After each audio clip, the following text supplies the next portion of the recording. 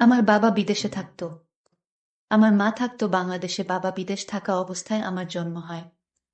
আমার বয়স যখন 9 বছর তখন আমার বাবা আমাকে আমার আম্মুর কাছ থেকে হাতে পায়ে ধরে বাবার বাসায় নিয়ে গেল। আমি জানতাম না আমার সাথে এমনটা হবে। আমিও বাবার সাথে চলে গেলাম বাবার বাসায়। কিন্তু আমার বাবা আর এক বিদেশি আঙ্কেল দুজনে মিলে আমার সাথে। তাহলে পুরো ঘটনাটি বলি। আজ ঝুমুরের গায়ে হলুদ।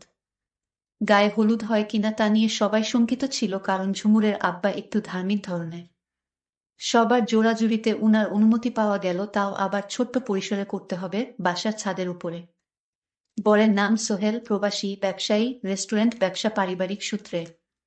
খুব ছোটবেলায় সোহেল মা বাবার সাথে বিদেশে চলে গিয়েছিল।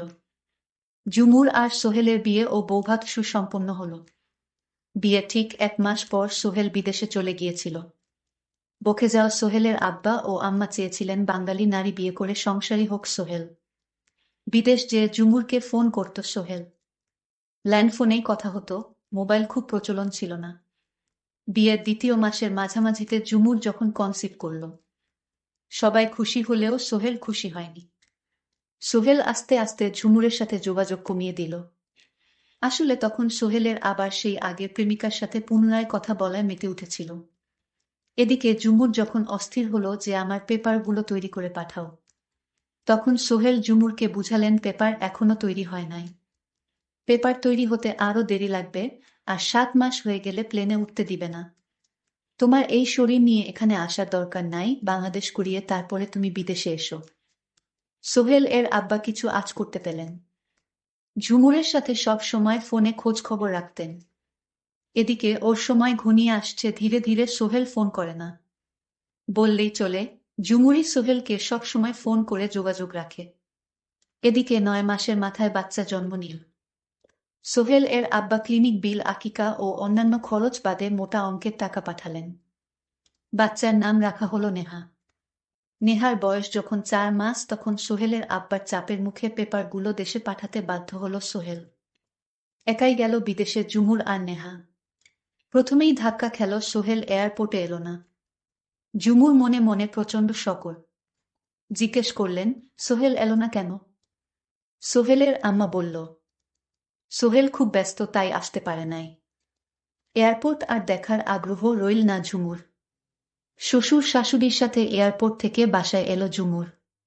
সোহেল বাসায় অনেক দেরি করে আসে।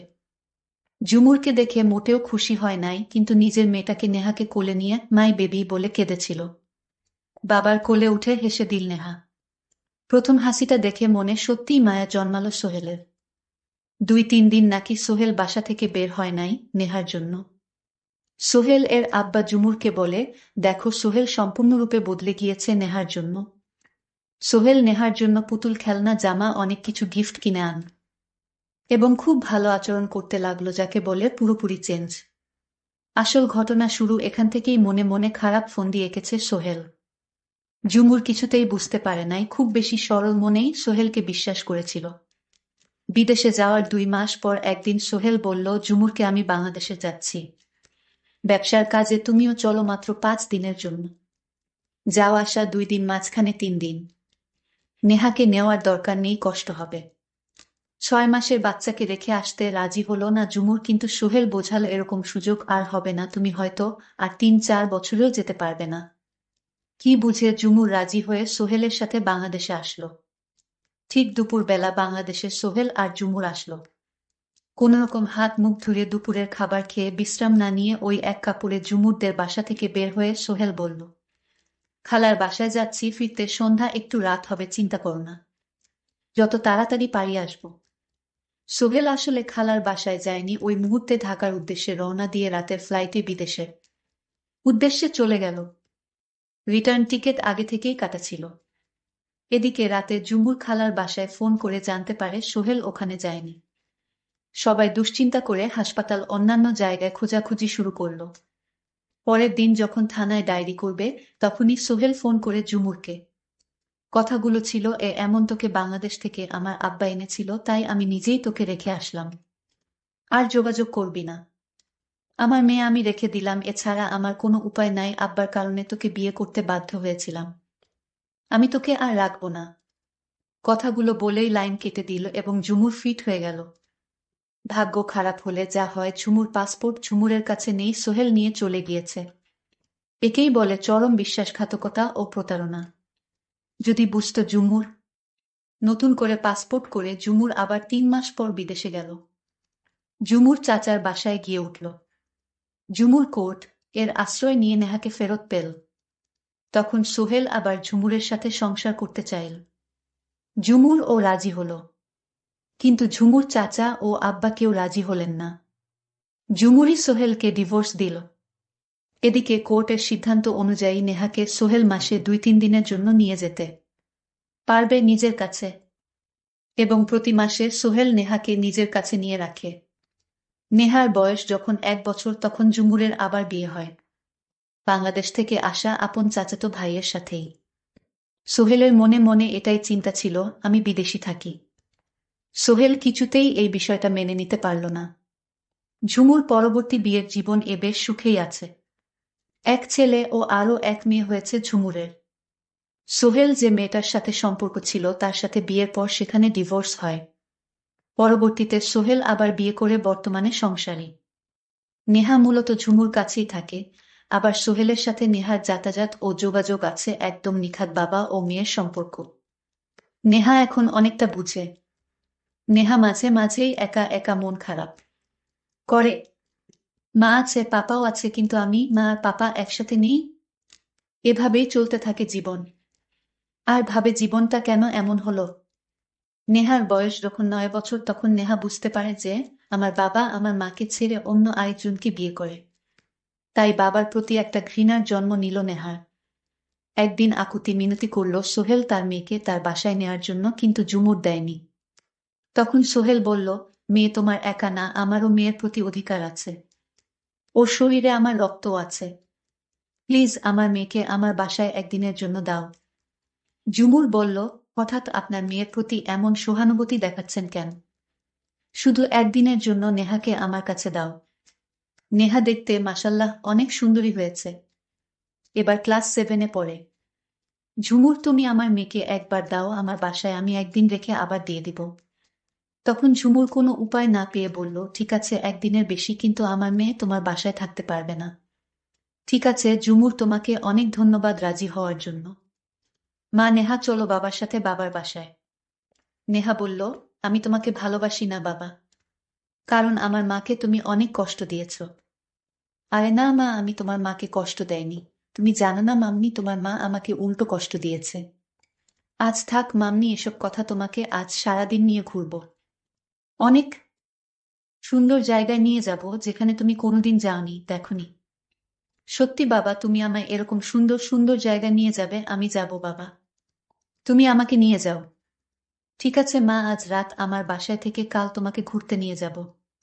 এদিকে বাবার মনে অন্য চিন্তা ঘুরপাক খাচ্ছিল। নেহাকে কি করা যায়?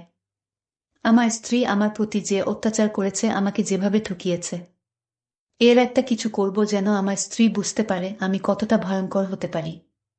আমার স্ত্রী আমাকে যেভাবে ঠকিয়েছে। বাবা মনে মনে কি ভাবছ, আমাকে ঘুরতে নিয়ে যাবে না?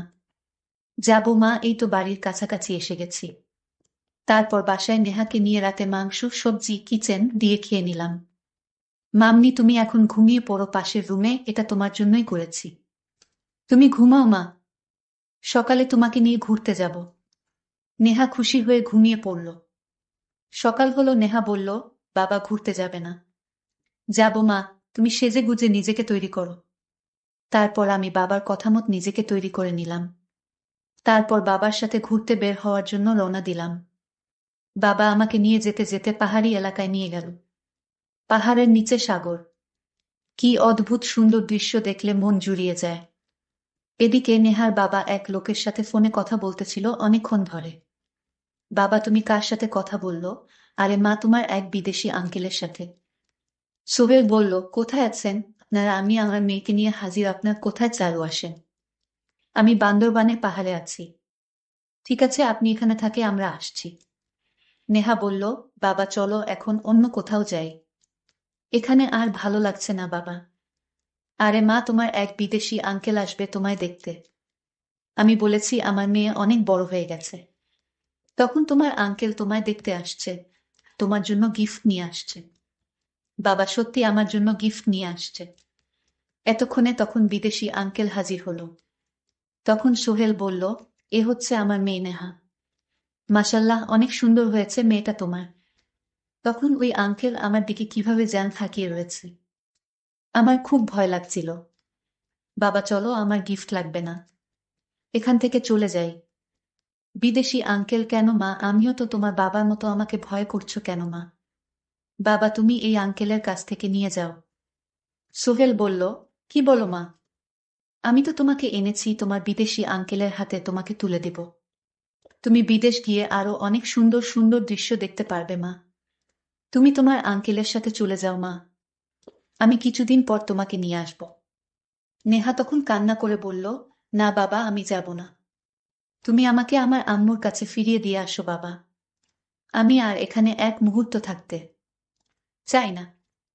আরে মা, তুমি তোমার আঙ্কেলের সাথে যাও, এরপর আমি আর কিছুই বলতে পারবো না। আমার নিষ্ঠুর বাবা আমাকে বিদেশি আংলের হাতে তুলে দিল কিছু টাকার জন্য। সোহেল তখন নেহাকে বলল, তুই আমার মেয়ে না, তোর মা আমার সাথে প্রতারণা করেছে আমি যখন বিদেশ ছিলাম। আর আমার সত্যিকারের মেয়েকে তোর মা মেরে ফেলেছিল। আর তাই তোকে বিদেশি আঙ্কেলের হাতে তুলে দিলাম, যেন তোর মা আর তোকে কোনোদিন যেন খুঁজে না পায়। সন্তান হারানোর যন্ত্রণা আমি হাড়ে হাড়ে টের পাচ্ছি। আজ তোর মাও বুঝবে সন্তান হারানোর কি যন্ত্রণা। তোকে যখন খুঁজে পাবে না, তখন বুঝবে।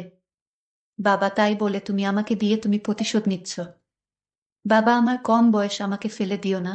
চুপ কর, তুই আমার মেয়ে না, আমাকে বাবা বলে ডাকবি না। এই কথা শোনার পর আমি আর কিছুই বলতে পারবো না। হঠাৎ ঘুম থেকে উঠে দেখি আমি বিদেশ আঙ্কেলের বাসায়। তারপর কি হলো সেটা শোনার জন্য পরবর্তীতে ভিডিও দেওয়া হবে। সেই পর্যন্ত সবাই ভালো থাকবেন, ধন্যবাদ।